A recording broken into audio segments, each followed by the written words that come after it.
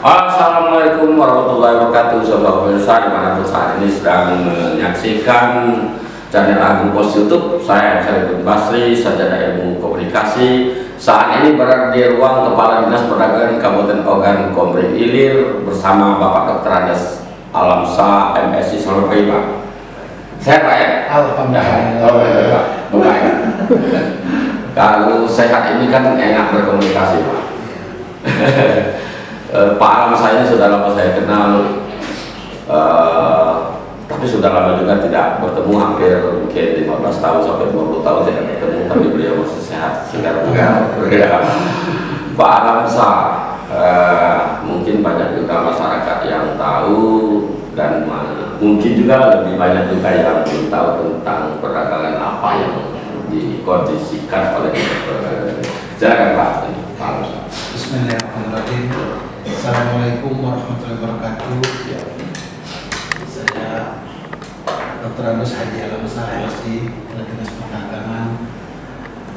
Saya ini di Dinas Perdagangan ini Pak Haji kurang lebih baru 8 bulan. 8 bulan. Ya, nantinya itu di Dinas Lingkungan Hidup. Ya. Sebelumnya juga di perizinan. Di perizinan. Ya, di PTS. Ya Alhamdulillah Pak Haji bertemu kembali. Sekian lama tidak ketemu, ini ketemu lagi. Jadi Dinas Perdagangan Kabupaten Oki ini Pak Haji terbentuknya jika bakalnya dari dulu orang sering menyebutnya Dinas Pasar. Dinas Pasar dan kebersihan. Ya. Jadi makanya orang selalu bilang kalau kepala dinas perdagangan itu kepala pasar. Iya. Padahal yang diurusin bukan cuma pasar. Iya. Kita di sini ada 3 bidang, satu sekretariat. Salah satu bidangnya itu perdagangan dalam negeri. Iya. Perdagangan dalam negeri. Yang tugas pokoknya itu perdagangan secara umum. Secara umum. Ya, menghimpun informasi keadaan harga, stok barang segala macam yang kita laporkan secara berkala ke pihak-pihak yang membutuhkan informasi. Kemudian ini ada nomenklatur baru kemarin itu yang tadinya ada bidang kebersihan dan pasar itu menjadi bidang perdagangan dalam negeri, dan yang perdagangan dalam negeri kemarin itu berubah menjadi perdagangan luar negeri. Jadi salah satu bidang itu bidang perdagangan luar negeri yang juga urusnya sama saja, menghimpun, mencari informasi apa-apa produk unggulan di Oki ini yang bisa dibawa keluar dari Oki, bukan saja keluar negeri tapi keluar dari Oki untuk dipasarkan. Untuk dipasarkan apa aja produk-produk unggulannya itu. Kemudian lagi ada satu bidang namanya kemeteorologian. Kemeteorologian ini orang sering salah kaprah, mungkin dikiranya seperti BMKG. Nah, Badan Meteorologi dan Geofisika. Tidak, meteorologi di sini ini ngurusi timbangan. Terah kalau orang bilang terah ulang. Jadi kalau ingin memastikan ukuran itu kalau dia 1 liter benar 1 liter, kalau dia 1 kilo benar 1 kilo. Kita di situ ada juga pelayanan terah ke pasar-pasar. Kemudian Dinas Perdagangan yang juga secara umum yang menyampaikan informasi kepada Pak Bupati tentunya terkait dengan informasi ketersediaan bahan pokok, sembako, dan perdagangan secara umum. Akhir-akhir ini bukan saja di Oki, hampir merata di seluruh Indonesia kelangkaan minyak goreng. Mungkin di dalam kesempatan ini saya juga perlu menjelaskan bahwasanya ini adalah mungkin bisa dikatakan dampak daripada kenaikan tandan buah segar sawit. Dampak dari tersebut sehingga biaya bahan baku minyak goreng plus ongkos produksinya itu menjadi mahal, walaupun pemerintah sudah menetapkan harga eceran tertinggi untuk minyak curah 11.500, untuk kemasan biasa itu 13.500, untuk kemasan premium 14.000. 14.000. Tapi itu ada harga barangnya sulit sekali didapat di pasaran. Tapi di Oki kan ada kebun-kebun sawit dan ada perusahaan itu kan? Itulah yang menjadi ironisnya. Ya. Itu menjadi ironis. Kita di sini salah satu penghasil sawit, salah satu penghasil CPU terbesar di Indonesia. Iya, iya. Di Indonesia. Oke. Indonesia terbesar. Salah satu terbesar. Iya, Ya. terbesar di Indonesia. Tapi produk yang namanya minyak goreng yang bahan bakunya dari sawit itu sulit sekali didapat. Nah, kita sudah berusaha menghubungi distributor, termasuk juga produsen-produsen minyak. Ya, alhamdulillah kita sudah sempat 2 kali melaksanakan operasi pasar tanggal 21 Januari kemarin, kemudian kemarin di Lempuing Jaya. Kita juga terus masih berharap kiranya masih ada suplai minyak goreng ke Oki. Tapi sebenarnya kita harapkan itu keadaan normal, Pak. Iya. Karena kalau operasi pasar itu menurut kami tidak menghilangkan masalah. Iya, iya. Iya, itu hanya seperti pemadam kebakaran. Iya. Terbakar, padam. Nah, kita berharap itu keadaan normal. Kesulitan itu kira-kira karena dia produksinya tidak dipasarkan di lokal, langsung ke luar negeri, gimana? Ya, kalau berapa kali kita bertemu dengan distributor minyak, termasuk juga dengan pihak yang membuat minyak goreng tersebut. Kalau menurut mereka tidak mengurangi produksi. Produksinya normal. Hanya saja mungkin terhambat di mana. Tapi kita tidak percaya begitu saja. Mungkin kalau pabrik minyak goreng yang mereka punya hulu atau punya kebun segala macam, mungkin produksinya masih bisa normal.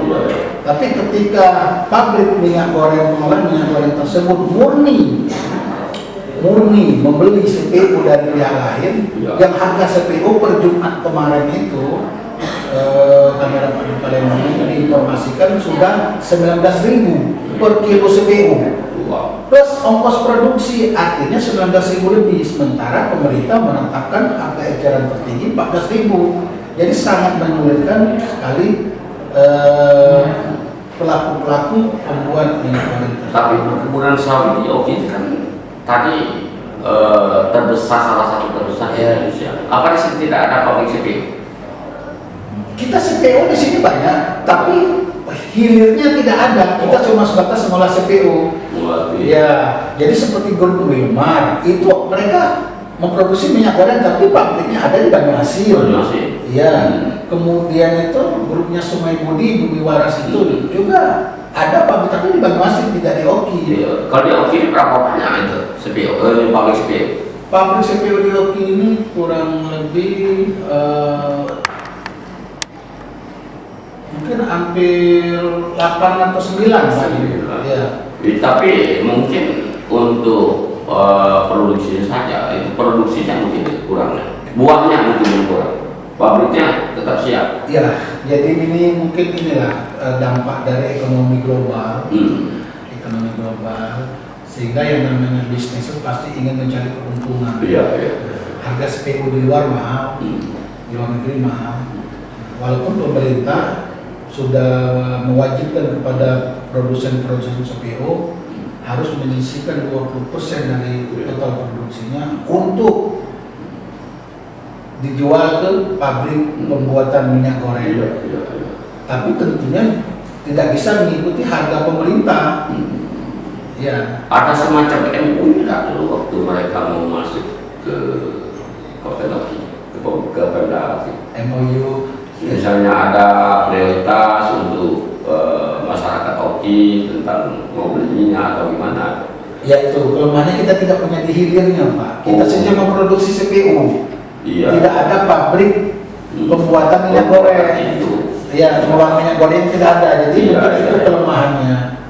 Kalau di sini punya hilirnya, mungkin kita minta prioritas.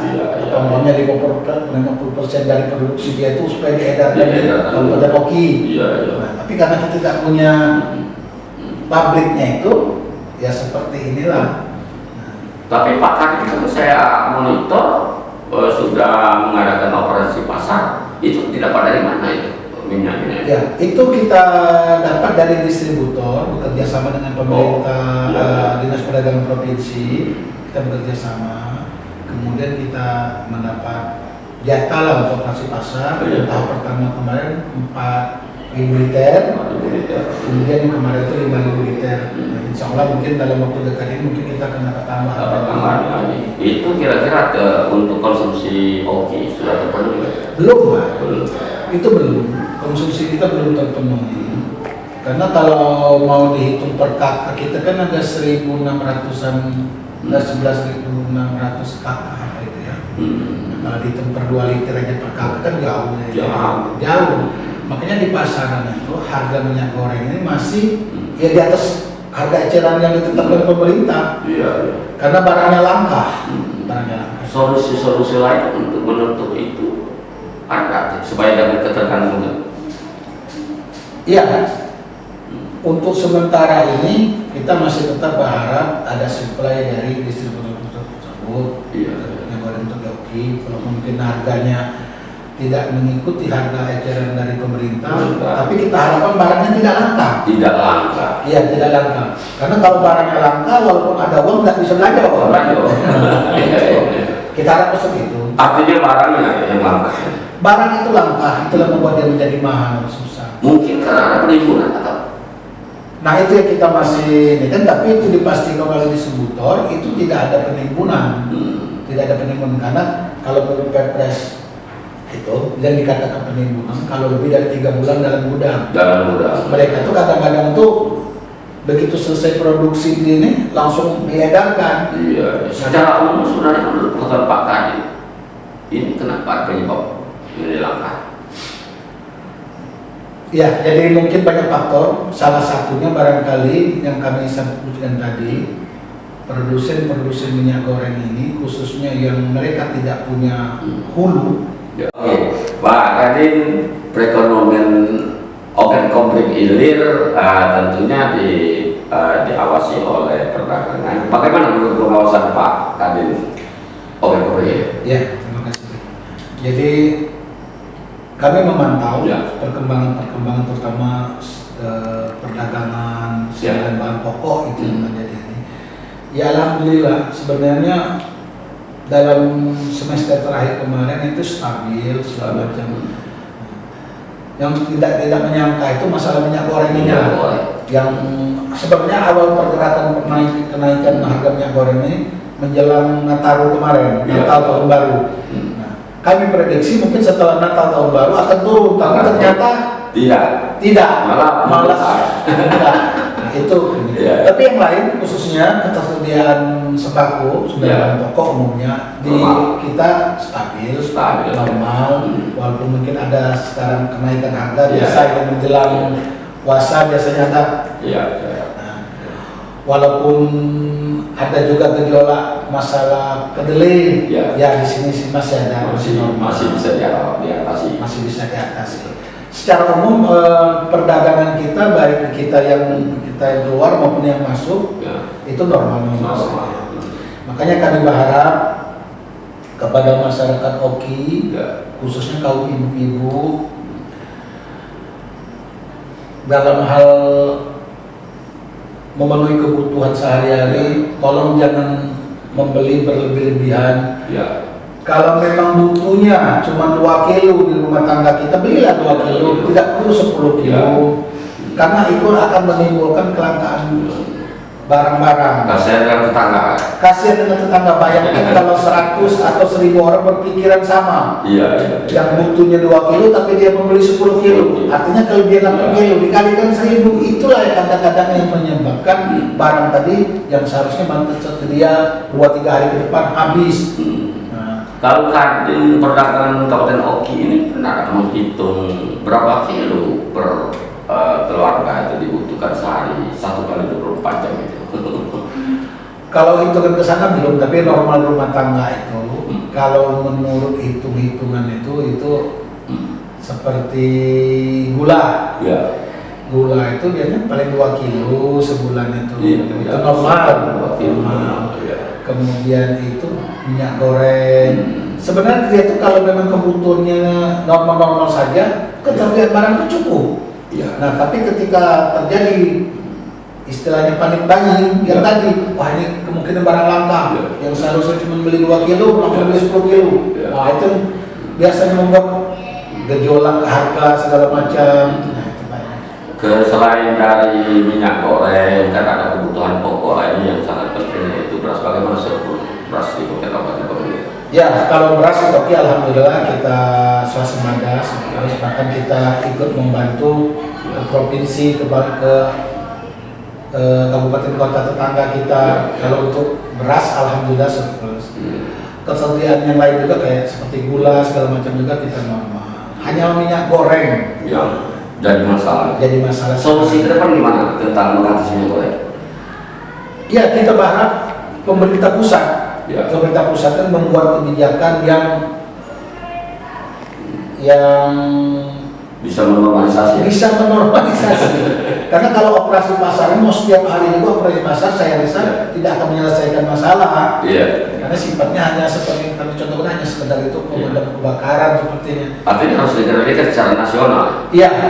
Jadi barangkali ini kan semuanya berawal dari pemerintah membuat aturan harga eceran tertinggi minyak goreng. Bahwasanya harga eceran tertinggi itu 14.000. Sementara CPU sudah melambung tinggi harganya. Nah, dari situ asal muasal pelonjakan ya. Iya. Jadi barangkali pemerintah pusat harus segera mengambil kebijakan untuk menormalisasi keadaan ini. Mungkin di ujung waktu Pak Kepala Dinas Perdagangan Kabupaten Kobrigil ada himbauan kepada masyarakat, kepada katakanlah investor tentang minyak goreng dan kepada pemerintah, saya kan Pak. Ya.